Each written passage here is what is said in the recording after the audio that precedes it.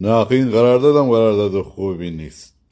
اگه تجهیزات ندید پول ندید من چرا باید بشینم؟ اینجا دیگه از پول خبری نیست، از سلاح خبری نیست. آقای بایدن دیگه رئیس جمهور نیست. تو الان مجبوری که با ما پس حرف من حرف نزن.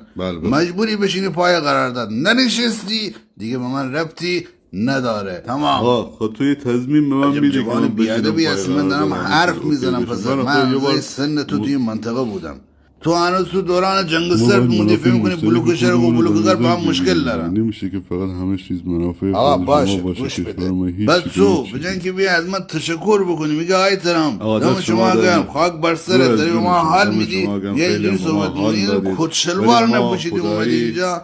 آقا من تو رو راحت بکنم. نه تو برای من مهمی، نه پوتین برای من مهمه، نه ایران، نه مردمش، نه اپوزیسیونش. هر کسی که داره با من کار میکنه باید بدونه من بازاریم. اول اولویت خودمم، اول پول خودمه، اول کشور خودمه. مذاکره بکنم. لا